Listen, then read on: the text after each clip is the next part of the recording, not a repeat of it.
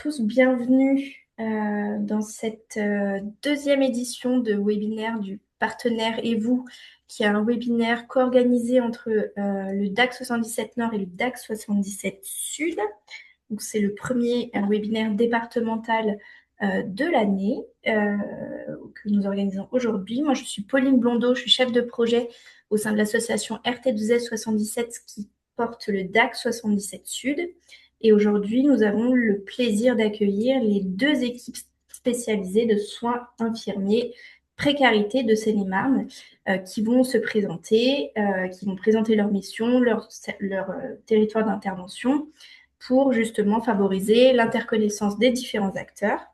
Et je laisse Marie nous présenter les petites modalités du webinaire. Oui, alors je suis donc Marie Combe, chargée de projet au DAC 77 Nord, portée par l'association Santé 77 Nord. Pour les modalités de ce webinaire, nous vous invitons à bien penser à couper vos micros, à bien poser vos questions dans le chat pendant la présentation. On y reviendra sur un temps de questions-réponses après la présentation. Je vous remercie et je laisse la parole aux ESIP. Oui, bonjour, Lucie Jugeux. Donc, je suis infirmière au sein de l'ESIP Nord de la vie, où, où on est. Je sais pas. Moi, je suis Kadji, la deuxième infirmière, Diabira Kadji, infirmière pour les CIP Nord 77 depuis juin 2025. Bonjour, moi je suis aide-soignante, Kandousi Khalida, et je suis depuis le 1er septembre 2025 sur le dispositif de l'ESIP à la VIH. Et donc, je vais vous présenter pour commencer l'ESIP et également ses missions. Donc, l'ESIP, équipe de soins spécialisés infirmiers précarité, dispositif géré par l'ARS né de la mesure 27 du Ségur de la santé en 2022. Composé d'infirmières, d'aides-soignantes et de travailleurs sociaux pour certains. Par exemple, nous, on n'en a pas. Et on est une équipe qui intervient auprès des personnes en situation de précarité, que ce soit sociale, économique ou administrative, qui sont souvent éloignées du système de soins, personnes sans domicile, en rupture de soins, sans droit et, euh, et d'autres cas. Et du coup, on va s'inscrire dans une logique d'aller vers afin de réduire les inégalités d'accès aux soins. Et du coup, au niveau de nos missions, on va retrouver trois grands axes, qui est donc un premier, assurer des soins, donc que ça soit technique, relationnel, hygiène et de confort, et également travailler sur l'autonomisation, tout ce qui est éducation thérapeutique, prévention en santé. Et également, du coup, dans un deuxième temps, accès aux soins, donc dans un but de faciliter l'accès aux soins des personnes éloignées des systèmes de droit commun, les inscrire dans un parcours de soins, assurer la continuité des soins afin d'éviter du coup une rupture de soins. Mais également pour se faire que ça fonctionne bien au niveau de nos missions, on va travailler les partenariats. Donc travail de partenariat afin du coup d'assurer la continuité des soins, d'organiser le relais et assurer l'accompagnement global en fait des personnes à tous les niveaux. Et aussi, on va travailler la dynamique partenariale autour des prises en charge s'il y a des besoins qui s'ajoutent que ça soit au niveau social, administratif, on fait aussi du coup ce travail-là avec les partenaires qu'on peut avoir.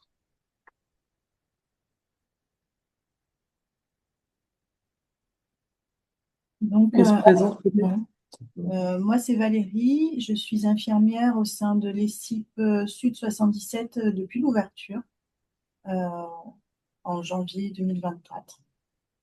Bonjour, moi c'est Marina, je suis aide-soignante. J'ai rejoint l'équipe des ESIP en novembre 2024. Moi, c'est Manon Vallée, je suis infirmière à l'ESIP 77 Sud. Et ça fait 2 ans que je travaille au sein des ESIP. Donc, en fait, on a sensiblement les mêmes missions, hein, le sud et le nord. Après, nous, on va au niveau des actions spécifiques. On intervient uniquement sur prescription médicale. C'est vraiment l'impératif pour qu'on puisse aller vers les usagers. Donc, Comme soins ponctuels, on fait des pansements simples ou complexes, des ablations de fil ou d'agrafe, des injections sous-cutanées ou en intramusculaire, on fait des bilans sanguins, Notre rôle est de garantir dès la sortie des hospitalisations sans rupture de soins liés à la précarité des usagers. On fait aussi des suivis des pathologies chroniques, donc le diabète, l'hypertension, le cancer, les AVC. On aide à la prise de traitement, on fait des piluliers, on vérifie en fait la prise des médicaments. On fait aussi des prises de constance pour les usagers, pour les patients qui en ont besoin. On met en place un système d'éducation thérapeutique. Donc, en gros, notre rôle est de prévenir l'apparition des complications et d'assurer un retour dans le droit commun dans des bonnes conditions. Et on fait aussi des soins de nursing, donc douche, toilette, change au lit, donc, dans le but de maintenir ou de restaurer l'autonomie de l'usager, si possible.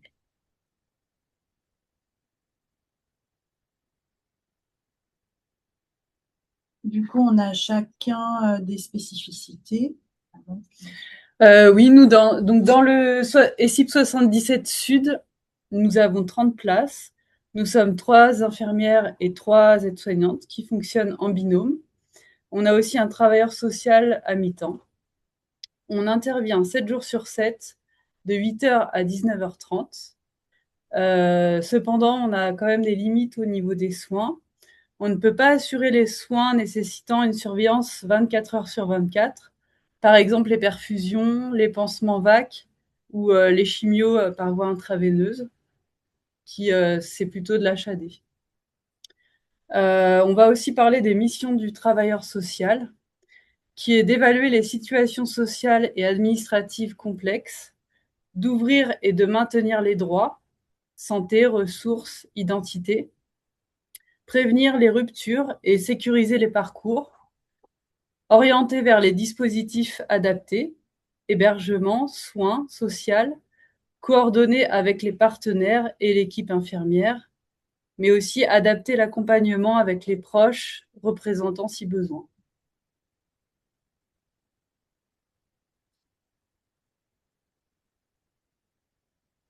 Du coup, pour nous, les CIP Nord 77, contrairement à l'équipe du Sud, nous, on a uniquement 20 places en file active. Toutefois, la file active, elle est ajustée vraiment en fonction des possibilités du service.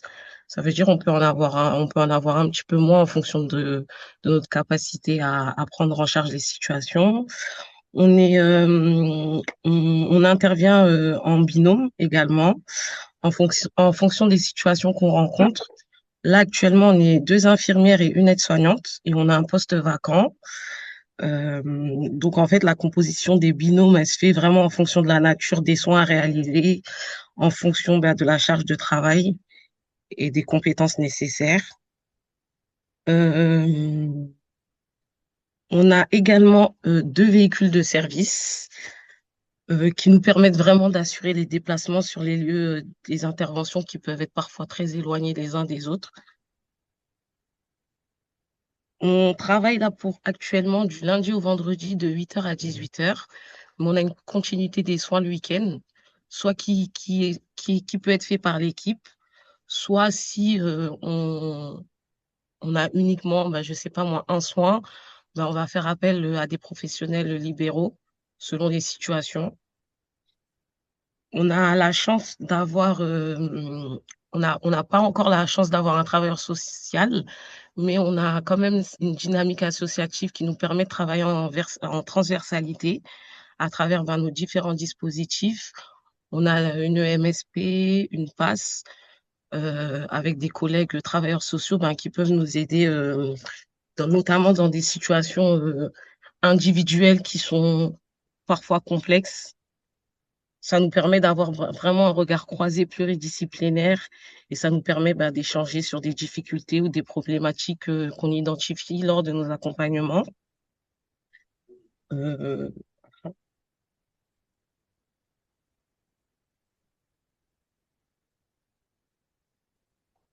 Ensuite,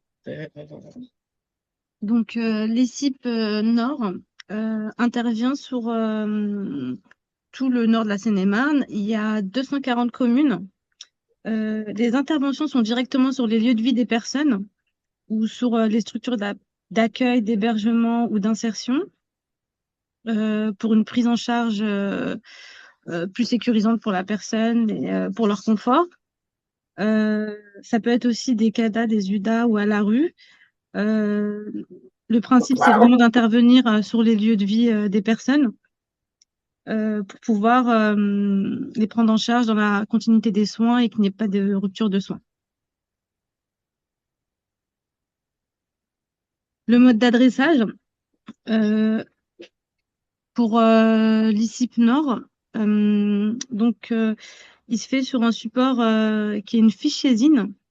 Donc cette fiche saisine est remplie par des travailleurs sociaux, des médecins en sortie d'hospitalisation, des médecins généralistes, des partenaires, et sont accompagnés d'une ordonnance qui est obligatoire pour pouvoir prendre des personnes en charge. Et bien sûr, sur la présentation, là, sur le diapo, vous avez le petit QR code où vous pouvez télécharger la fiche saisine pour voir comment elle se compose. Donc, sur l'ensemble des prescriptions, on peut avoir surtout donc le mode de prise en charge. Est-ce que c'est des soins, un traitement, et on demande aussi souvent si c'est possible les comptes rendus médicaux et les données sociales aussi pour une prise en charge un peu plus globale. Et voilà.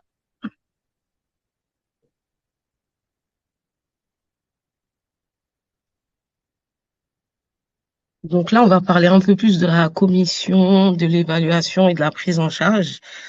Nous, en fait, on reçoit, principalement, on reçoit des sollicitations, soit par mail, soit par téléphone. Ce qu'on fait la plupart du temps, comme les partenaires, ils n'ont pas encore nos fiches saisines, c'est qu'on leur transmet, bon, déjà, on prend quand même des infos par téléphone, et ensuite, on leur transmet notre fiche saisine.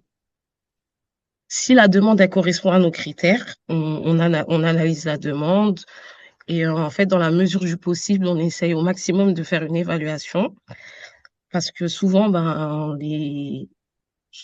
ce qu'on nous dit et ce qu'on constate lors de l'évaluation, ça répond pas forcément à nos critères.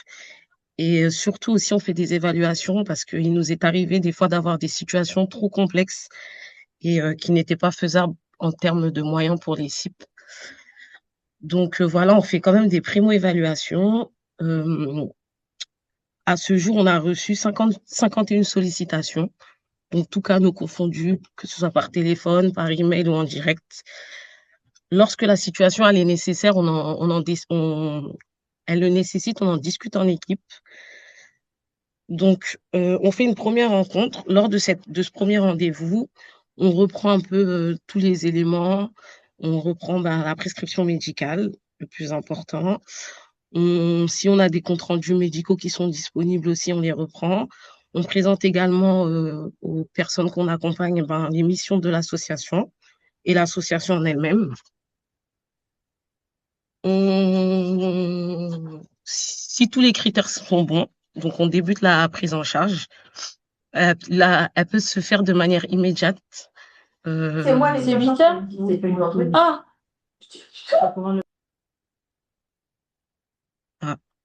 Du coup, je disais qu'elle peut se faire de façon immédiate en fonction des situations. Une fois que la personne elle a admis sur le dispositif, elle intègre notre logiciel de travail, donc elle ajoute à notre file active. La prise en charge, elle se poursuit jusqu'au terme de la prescription. Mais toutefois, s'il y a d'autres problématiques qui sont repérées, la durée, on peut rallonger la durée de la prescription. En fait, nous, on ne propose pas uniquement des soins, mais on propose également un accompagnement global de la personne. Ça inclut justement la réévaluation des ordonnances si nécessaire, la coordination des soins avec les professionnels de santé. Donc voilà, comme je vous le disais un peu plus haut, les admissions elles peuvent être tout de suite immédiates pour répondre aux besoins urgents. La plupart du temps, c'est des personnes qui sortent d'hospitalisation, donc qui ont besoin de soins tout de suite. Alors, une fois que la personne qu'elle est admise, donc on planifie nos interventions selon la prescription toujours, selon la disponibilité de la personne, selon notre charge de travail. On recueille le maximum d'informations, mais on met également en place un contrat d'accompagnement que nous, on a en tout cas au niveau de la vie.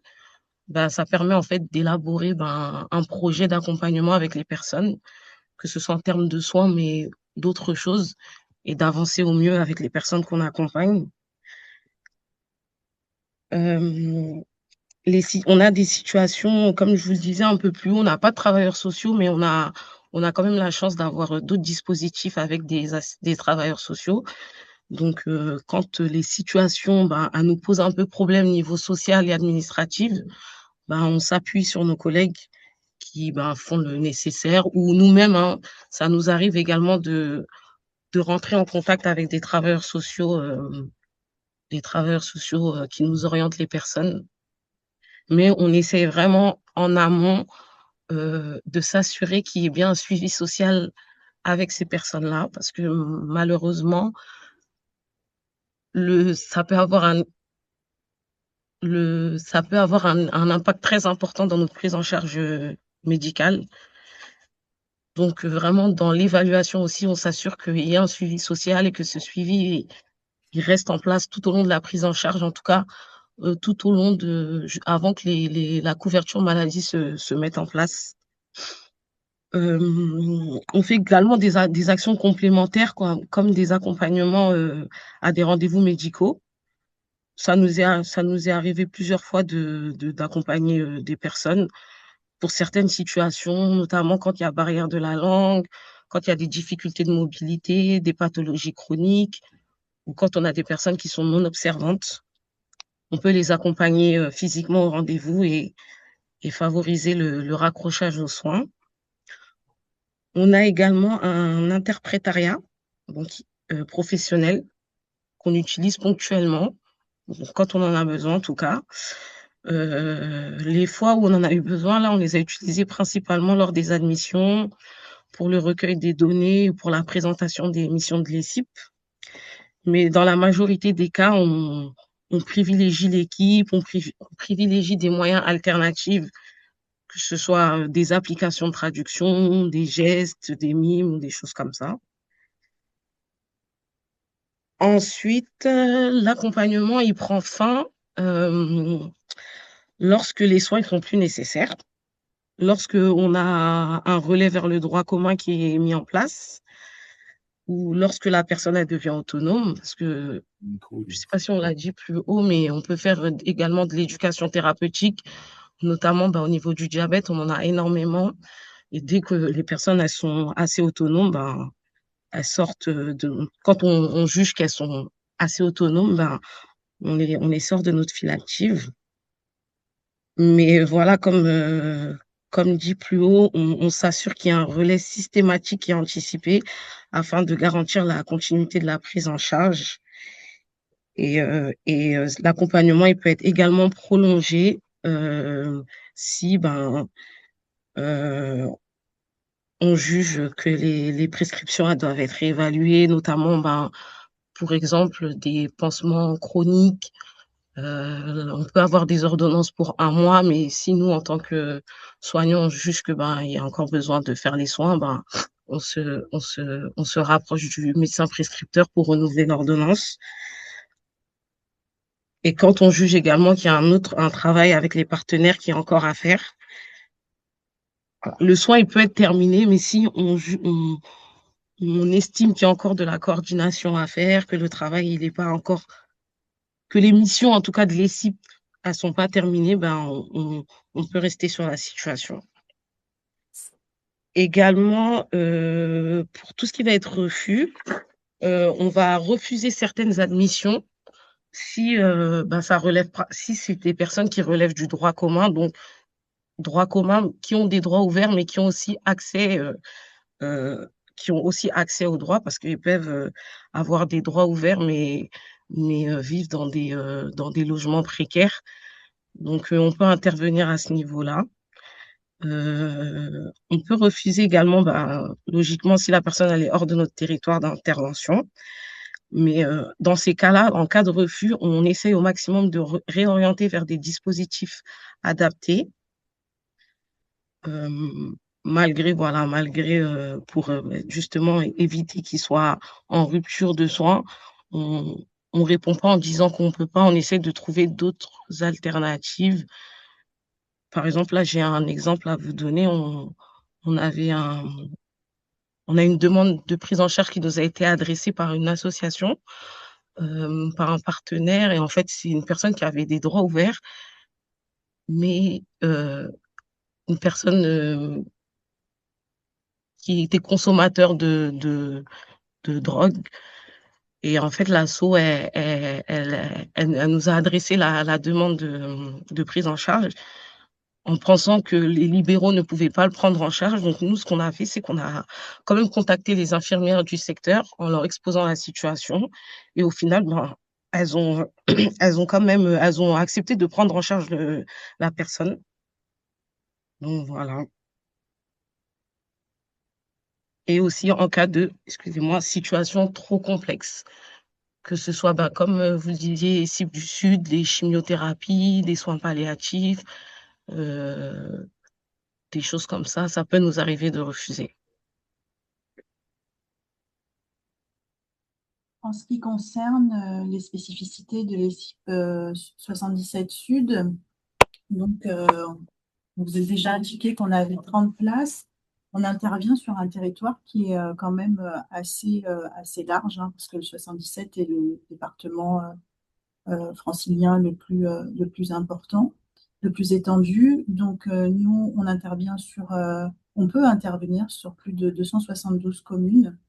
Euh, donc, on peut avoir des distances qui sont quand même très éloignées. Nous, on est sur Volpénil, donc à côté de Melun. Ça nous est déjà arrivé d'intervenir sur Provins, qui a plus d'une heure, enfin 1 heure de route aller, enfin 2 heures aller-retour. Donc, d'où l'intérêt d'avoir 3 équipes en roulement. Donc, les structures sur lesquelles on peut intervenir sont les mêmes, hein, que sur le Nord. Des CADA, des CHU, hôtels sociaux, à la rue, et les lieux de vie informels de la même façon. Les modalités d'adressage, donc on a un dossier d'admission euh, qui est à remplir avec un volet médical et un volet social. Comme on le disait au départ, l'impératif, vraiment, c'est la prescription médicale. Et d'ailleurs, parfois, ça peut poser problème parce qu'on peut avoir des demandes de partenaires où il n'y a pas forcément de médecin. Donc, c'est parfois compliqué d'aller demander une ordonnance pour des soins spécifiques. De la même façon, pour les renouvellements d'ordonnances, on a parfois des difficultés sur des soins, notamment des soins hospitaliers, où il y a une date de fin et par exemple, pour un pansement, il n'y a pas de cicatrisation. Et donc, on est obligé de courir après les médecins parfois pour renouveler les ordonnances. De la même façon, euh, pour des personnes qui sont entrées dans le droit commun au niveau social, enfin au niveau social, non, au niveau sécurité sociale, mais qui sont toujours dans une situation de précarité où les infirmières libérales ne veulent pas intervenir, où il n'y a pas de relais possible. C'est difficile aussi, on sait, hein, au niveau du 77, de trouver un médecin traitant qui peut qui peut renouveler des ordonnances. Donc, la demande d'admission, donc, il y a le volet social. Alors, en général, quand c'est une demande qui émane de l'hôpital, c'est l'assistante sociale du service, hein, qui remplit euh, les, euh, les coordonnées de la personne orientée avec la demande s'il y a une couverture sociale effectuée ou pas. Alors, quand elle n'est pas faite, notre travailleur social peut s'en charger et, et on met, en fait, c'est notre priorité, hein, c'est que la personne, l'objectif des ESIP, c'est que la personne retourne dans le droit commun. Donc, le numéro un, c'est aussi de pouvoir ouvrir des droits pour qu'ils puissent accéder au droit commun. Ensuite, on a le volet médical. Alors, on a les coordonnées du médecin avec le service. C'est toujours mieux d'avoir les coordonnées pour les renouvellements.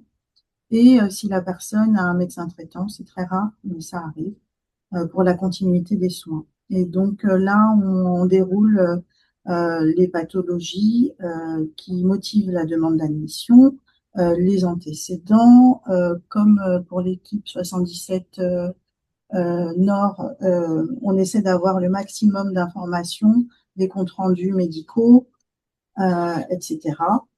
Après, pour une histoire enfin pour notre sécurité aussi, c'est toujours bien de savoir s'il y a une pathologie psychiatrique ou des conduites addictives, s'il y a un suivi psychologique, etc. Des troubles du comportement, des troubles cognitifs. Après, on a le dossier avec les soins à réaliser.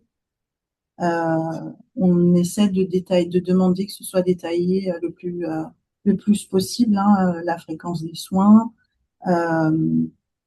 quelle sorte de soins, mais parfois c'est compliqué.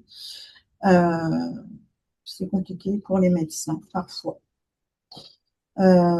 Et aussi, on a une fiche pour savoir si le patient est autonome ou pas. Si on peut effectuer des soins de nursing. Si au niveau de la communication, si on doit mettre en place des choses. On travaille beaucoup sur Google Traduction, hein, parce qu'on a nos usagers souvent ne parlent pas très bien le français.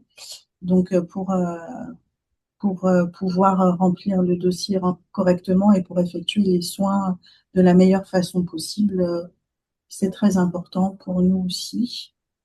Ensuite, on passe par les mêmes étapes de commission, d'évaluation auprès du patient. Donc, et du coup, une fois que le patient il est passé en commission et que le dossier a été accepté, que la prise en charge, que c'est OK pour la prise en charge, on va lui faire signer un document individuel de prise en charge, une autorisation de droit à l'image, parce que ça nous arrive de prendre des images des plaies ou avant, après, pour l'évolution. Et on lui fait signer la charte des droits et des libertés, et les directives anticipées, si le besoin se fait ressentir. On lui remet un livret d'accueil et le règlement de fonctionnement des ESIP. Donc, c'est des documents qu'on fait signer aux patients. Donc, la prise en charge a été acceptée. Et comme nos collègues des ESIP Nord, il nous arrive aussi de ne pas pouvoir de pas pouvoir accepter certaines demandes au vu de la complexité de la situation du patient. Ou parfois, de la même façon, il peut être hors territoire aussi. Donc là, effectivement, on va aller orienter sur les différents dispositifs existants.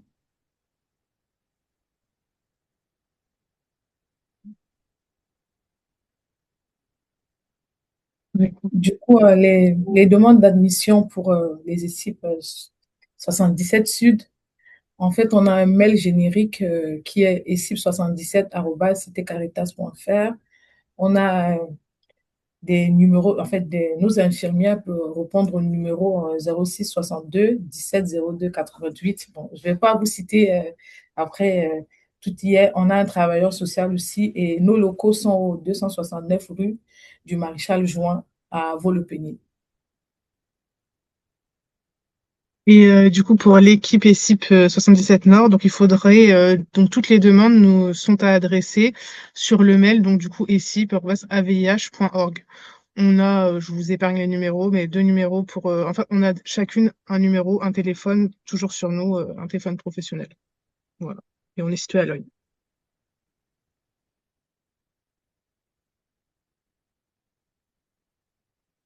Et du coup, on va vous présenter un cas, on va dire à peu près typique là qu'on a eu il n'y a pas très longtemps pour revoir les différentes étapes. Donc, c'était Madame P, 75 ans, qui était à ce moment-là bénéficiaire de l'AME. Elle était hébergée chez sa sœur et elle était arrivée en 2022, car du coup, il n'y avait plus personne pour s'occuper d'elle. Et là, dans ce contexte-là aussi, l'accompagnement devenait lourd pour sa fratrie. Donc, c'était une prise en charge dans le cadre d'un début de diagnostic d'Alzheimer avec une perte d'autonomie. Elle nous a été adressée par l'assistante sociale de l'hôpital Paul Brousse dans le but du coup du maintien à domicile.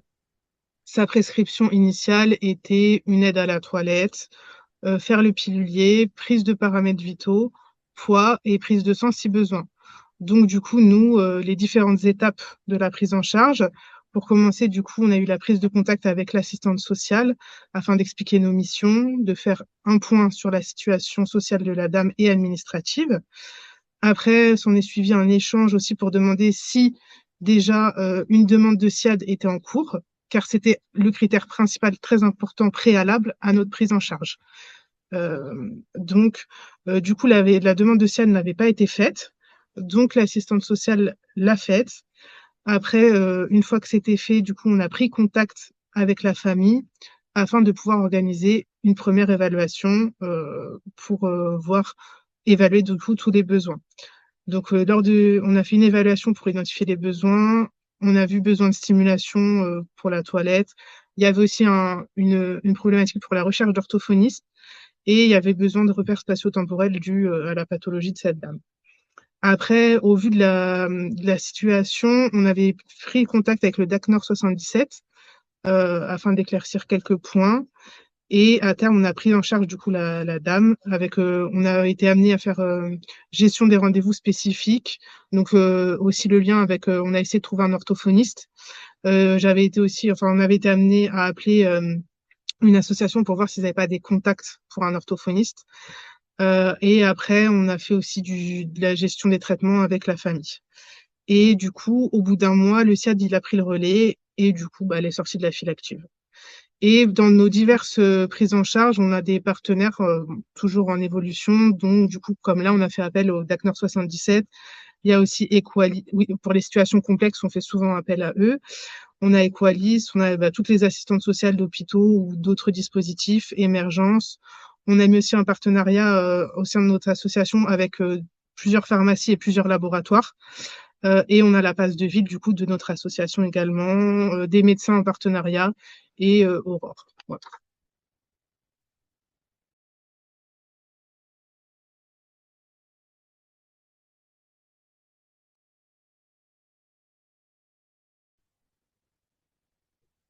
Donc nous, on peut parler d'une prise en charge d'un patient opéré d'un kyste pilonidal.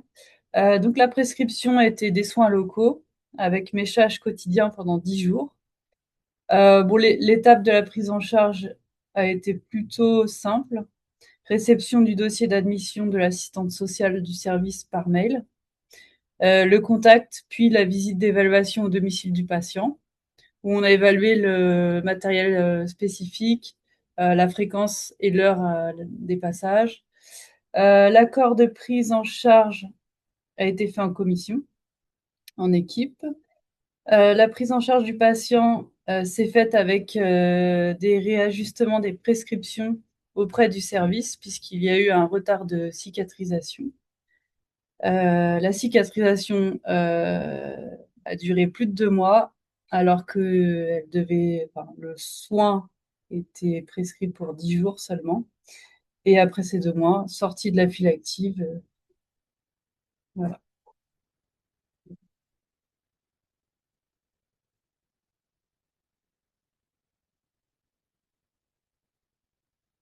Merci beaucoup pour cette présentation. On va pouvoir passer au temps d'échange avec les questions. Et donc, nous avons une première question, il me semble posée à l'ESIP Nord de la VIH. Le fait de ne pas intervenir le week-end ne pose-t-il pas de problème? J'imagine que la question pose plutôt sur le comment ça se passe hein, donc le week-end quand vous n'intervenez pas. Si, bah, du coup, là, c'est que dans nos prises en charge actuelles, ça ne nécessite pas de week-end pour le moment. Maintenant, on a déjà été amené à se déplacer le week-end et on est apte, et c'est dans nos missions de faire le week-end. C'est juste que là, en l'état actuel des choses, on n'a pas de week-end. Mais si, je sais pas, demain, là, bah, là, on devait avoir une situation d'un monsieur qui avait des injections d'anticoagulants tous les jours. Et du coup, ça incluait le week-end, on allait se déplacer, mais au final, il a eu ses droits juste avant. Donc, en fait, c'est l'infirmière libérale qui a pris le relais. Mais si, on se déplace le week-end. D'accord, merci. Une autre question, à partir de quel âge prenez-vous en charge les personnes? Est-ce qu'il y a un critère d'âge?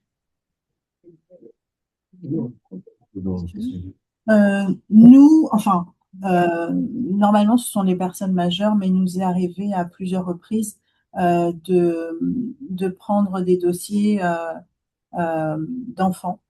On a eu notamment un été où la PMI n'était pas disponible et un nourrisson avait besoin d'être pesé plusieurs fois par semaine. Là, on a pu intervenir, la maman n'ayant pas de droit. Après, on a eu aussi une petite fille de 2 ans où on faisait les sondages 3 fois par jour.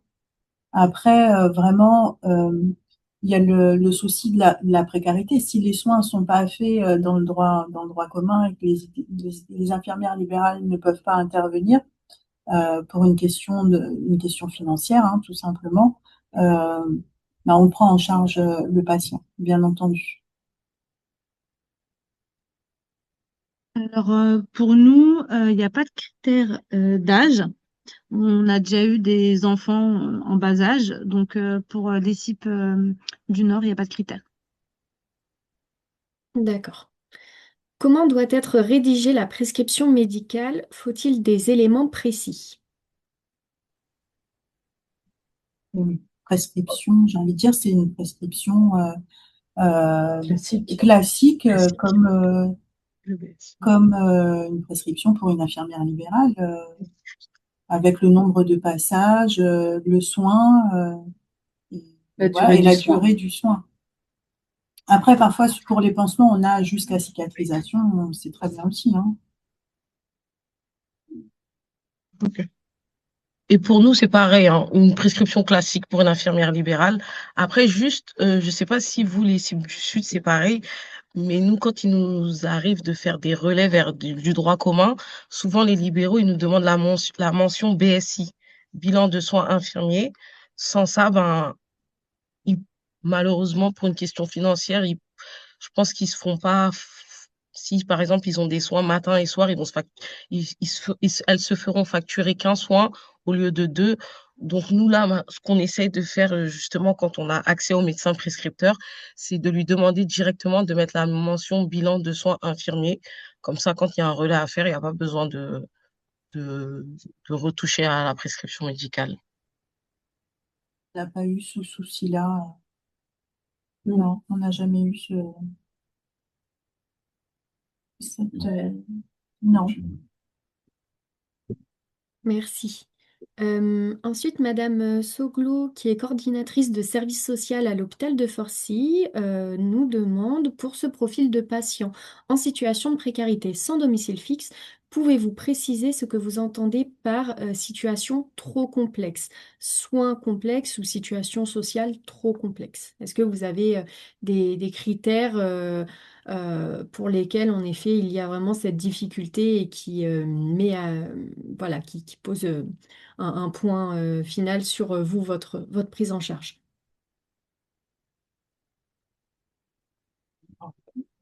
Euh, Nous, en fait, la limite va se faire au niveau de le SDF à la rue, au niveau de la sécurité, de notre sécurité.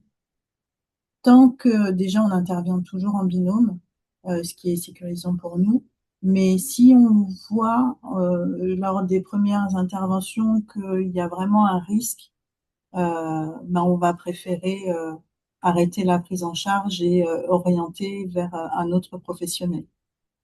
Ensuite, en ce qui concerne les soins, ben en fait, on est limité aux surveillances 24/24. En fait, nous, on n'a pas de système d'astreinte. S'il y a un souci sur, par exemple, une perfusion pendant la nuit, on ne pourra pas intervenir. Donc, on préfère refuser ce type de soins.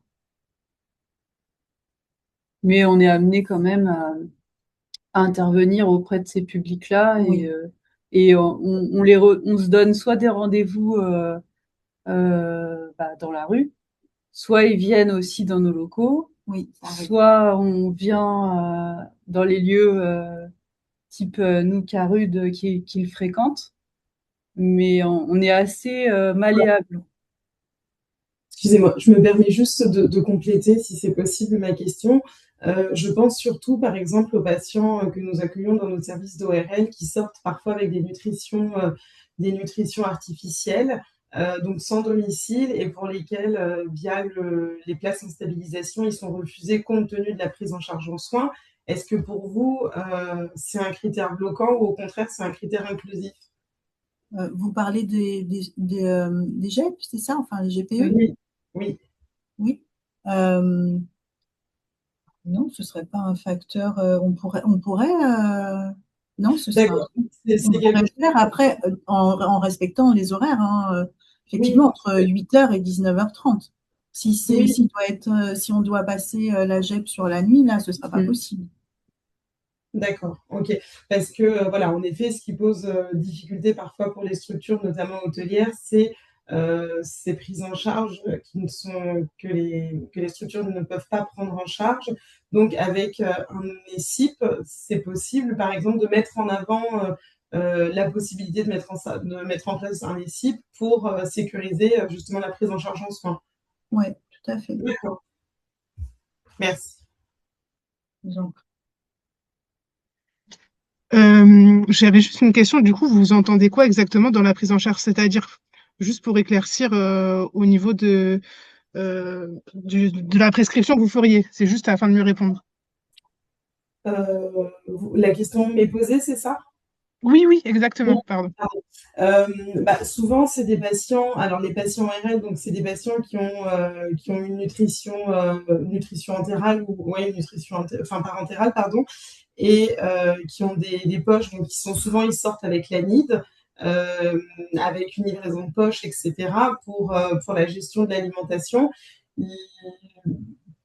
Quand ils sont sans domicile fixe, donc on fait des demandes de place en stabilisation via le SIAO. La plupart du temps, elles sont refusées parce que problématiques au niveau de la gestion, au niveau des soins, du coup, enfin au niveau de la prise en charge, surtout autour de l'alimentation. Mhm.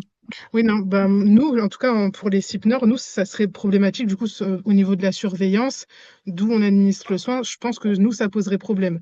Après, à voir avec commission, mais là, de prime abord, au vu de cette situation-là, je pense que ça poserait problème également pour nous. D'accord. Du fait d'une De nécessité. surveillance et En fait, c'est des patients qui sont habituellement autonomes, qui sont autonomes sur ce type sur leur alimentation, mais le SIAO n'ayant pas connaissance, entre guillemets, de ce profil de public-là, même avec les référents santé, souvent on a du mal à leur trouver une place en sortie d'hospitalisation. Et le fait de mettre en avant la présence d'une équipe de soins infirmiers spécialisés santé précarité permettrait peut-être, dans l'idée de rassurer justement les établissements qui pourraient les prendre en charge, les structures qui pourraient les prendre en charge. De toute façon, après, dans l'éventualité, au pire, comme on dit, vu qu'on fait des évaluations, peut-être nous adresser et voir si en pratique c'est possible ou pas. Voilà, je pense D'accord. qu'au cas par cas, comme ça, de faire, voilà, comme j'ai dit, une évaluation, de voir ce qui est possible et effectivement de rassurer. Voilà, mais je pense que ça serait au cas par cas et bien à nous adresser, faire une commission, comme on a dit, une primo-évaluation et après d'évaluer. D'accord, très bien. Merci pour votre question. Alors, le suivi social doit-il être assuré par l'assistante sociale de l'hôpital adresseur? Est-ce une condition d'admission pour vous? Pas du tout. Ça peut être fait par nous. Si ça n'a pas été fait par l'hôpital, nous pouvons entamer ce suivi social. Contrairement à nous, les cibles du Nord, c'est vraiment une condition d'admission parce que, comme on vous l'a expliqué, on n'a pas forcément de travailleur social. En tout cas, souvent les demandes à nous sont adressées par les assistantes sociales. Donc après, on leur explique de vive voix qu'on n'a pas forcément de travailleur social, mais ça peut conditionner en tout cas nous, notre admission. Après, comme on vous l'a dit, on a quand même l'appui de nos collègues, mais qui nous aideront sur certaines situations, mais en tout cas qui feront pas, je pense, de dossiers de demande d'AME ou de demande de CSS ou quoi. Donc nous, vraiment, on- On a besoin, on met l'accent là-dessus, c'est une de nos conditions du coup. D'accord. Alors, une autre question, comment le CCAS peut vous orienter des personnes si pas de prescription médicale? Bah, du coup, en tout cas pour nous, sans prescription médicale, non? Si le CCAS, ce qu'ils peuvent faire, on a déjà eu des cas où on n'avait pas de prescription médicale et que les partenaires, ils avaient des situations qui relevaient de l'ESIP. Donc nous, ce qu'on fait, c'est qu'on leur explique qu'il faut une prescription médicale. Donc la plupart du temps, eh ben, ils se réfèrent soit au médecin traitant ou à un médecin de ville pour avoir une prescription médicale. Mais c'est pas parce qu'il n'y a pas de prescription médicale qu'on va automatiquement refuser. On leur explique, mais pour débuter la prise en charge, il nous faut impérativement la prescription médicale. Nous, on a une passe également, une passe de ville. Donc, s'il n'y a pas de prescription médicale, alors soit on peut passer par ce biais-là, ou alors par un médecin de ville, de la même façon. Mais oui, vraiment, la prescription médicale, c'est impératif. D'accord, merci. Y a-t-il des communes non couvertes par vos dispositifs en Seine-et-Marne? Bah, du coup, en principe, non, vu qu'il y a l'équipe 77 Sud et l'équipe 77 Nord, et toutes les communes sont réparties entre nous deux, donc non. Merci. Dans votre vignette, vous avez été interpellé en première intention car vous êtes plus réactif que le SIAD. Il me semble que ça doit être destiné à l'ESIP Nord. Euh, oui, en fait, pour cette situation, l'assistante sociale qui nous a orienté la demande, en fait, elle nous a dit clairement qu'elle nous avait trouvé sur Internet et donc elle a tenté sa chance. Mais sur l'ordonnance, il y avait bien écrit que c'était pour une demande de SIAD. Du coup, bah, nous, ce qu'on a fait, c'est on l'a orienté vers des SIAD. Mais je pense que c'est parce qu'elle avait pas forcément l'info, ou peut-être qu'elle savait pas que la PH, on sait pas, mais en tout cas, elle nous a trouvé sur Internet, donc elle nous a adressé la demande. Et voilà, peut-être que c'était plus simple, mais en tout cas, à la finalité, elle a pu trouver un SIAD qui a pris le relais. D'accord, merci. Pour sécuriser et ou permettre la prise en charge en soins IDE en ville, est-il possible de faire un doublon ESIP et IDEL? Nous, on le fait le week-end, des fois, comme on vous le disait. La semaine, on prend en charge et souvent le week-end, si besoin, on peut faire appel à des infirmières libérales avec qui on travaille en collaboration. Notamment, c'est ça, en fait, c'est plus, vu qu'on vous a dit on travaille le week-end, mais c'était plus dans le cadre de, par exemple, là, il y avait toujours injection d'anticoagulants, mais qui était à 21h ou 20h. Et nous, par contre, à ces heures-là, on n'intervient pas. Donc, on avait fait le choix de faire ce doublon IDEL parce que, bah, du coup, on n'était pas présente. Voilà. Et c'est pour des personnes sans couverture maladie, du coup, les IDEL, elles ont été financées par notre passe de ville. D'accord. D'accord, merci. Alors, une autre question, combien de temps s'écoule entre la demande d'admission et la prise en charge? Bon, parfois, ça peut être très rapide, hein. On peut recevoir la demande le matin et si on estime que c'est urgent, on va en parler à notre cadre et faire une petite réunion informelle pour en discuter. faire la visite dans la foulée et accepter dans la même journée.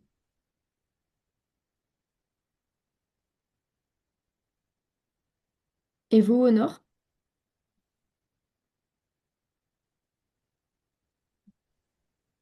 Est-ce que vous pouvez répéter la question, s'il vous plaît? Aucun souci. Combien de temps s'écoule entre la demande d'admission et la prise en charge? Ben, en fait, comme on vous le disait pendant la présentation, tout va dépendre du besoin. Ça peut être tout de suite dans l'immédiat. Ça nous est arrivé d'avoir une demande, je sais pas moi, à 14 heures et d'intervenir à 16 heures. Si les personnes elles sont encore hospitalisées, ben on essaye de se raccorder avec l'hôpital avant la sortie, de bien organiser la sortie, pour bien organiser nos passages. Donc en fait, vraiment tout dépend du besoin ou de la situation, mais ça peut être fait tout de suite si besoin. Et aussi, ça dépend de notre file active. Si elle est justement complète, bah là, forcément, ça posera problème. D'accord, merci. Alors, intervenez-vous auprès de résidents en résidence sociale, notamment anciens foyers de travailleurs, migrants ou pensions de famille? Oui. Oui, oui. Oui. Pareil pour nous, on intervient partout. D'accord. Est-ce que les personnes actuellement en LHSS peuvent être adressées vers le dispositif? Situation, un SDF avec nécessité de dialyse. Merci. La HSS, la plupart du temps, c'est l'IALT Soins Santé, donc normalement, il y a des infirmiers, si je me trompe pas. Nous, en tout cas, je sais qu'on a essayé d'orienter des personnes qu'on prenait en charge vers des LHSS, mais l'inverse, j'ai jamais vu pour le moment. On ne sait pas. Tout dépendra de la situation, nécessité de dialyse. Ça dépend de la prise en charge. La même chose pour nous, hein. D'accord. On oriente vers les LHSS, mais c'est vrai qu'on n'a jamais eu le cas, jamais eu l'inverse. Et donc, ce sera au cas par cas.